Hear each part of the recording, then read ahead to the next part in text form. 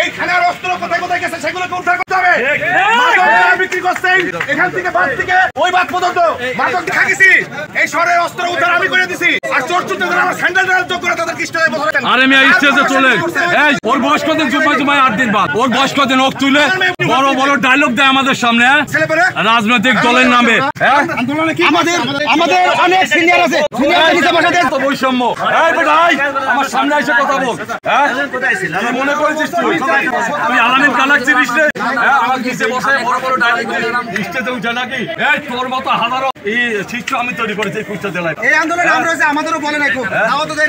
আন্দোলনে ছাত্র জনতা ছাত্রের বাপ মা 14 গোষ্ঠী জনগণ এই বাংলাদেশের জনগণ একত্রিত হয়েছে। আমি বাংলাদেশের অন্য জায়গায় যাব না।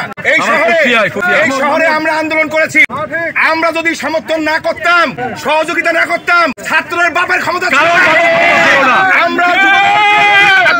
আমরা সমস্ত সহযোগিতা করেছি। পাশাপাশি 5 আগস্টের যে থানা লুটপাট হয়েছে কারা অস্ত্র লুটপাট করেছে এই অস্ত্র উদ্ধার করতে হবে। এই অস্ত্র ওই সময় আমি কিছু উদ্ধার করে দিয়েছিলাম। আমরা উদ্ধার করি পুলিশের পাশে, আমরা দাঁড়াইছি প্রশাসনের পাশে। কারণ জানি প্রশাসন যদি নিষ্ক্রিয় হয়ে যায় জনগণের ক্ষতি হবে। এই প্রশাসনের পাশে আমি কামাল উদ্দিন দাঁড়াইছি। আপনাকে স্যান্ডেল টানা লোকজনকে স্টেজে বসাবেন এটা মেনে নিতে পারি না, হতে পারে না। এখানে সামনে স্টেজে কোন প্রক্রিয়ায় ওই স্টেজে হচ্ছে আপনারা যাদেরকে গণ্যমান্য ব্যক্তি করে আমি ভাইস চেয়ারম্যান, আমি নির্বাচিত ভাইস চেয়ারম্যান সদর উপজেলার বাংলাদেশের সর্বোচ্চ ভোট পাই। আমি ভাইস চেয়ারম্যান হয়েছি 14 সালে। আমি লীগ পিরিয়ডে হয়েছি, বিএনপি পিরিয়ডে না। এই সময় না আমরা স্বচ্ছ রাজনীতি করি। কারণ ক্ষমতা নাই বলা যায় আমরা কোনো রকম নোংরা পলিসির সাথে জড়িত। ওই রাত্রি যদি না ভাই তো পুড়ে মারা যেত। ক্ষমতা হয়নি আপনাদের উদ্ধার করার। বেশি না বেশি না ওদের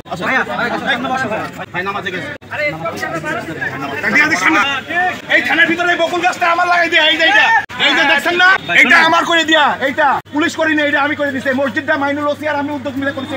এই যে এই মসজিদটা, এই যে ব্যাডমিন্টন খেলার এটা কামাল উদ্দিনের কই দিয়া। শুনে রাখেন আজকে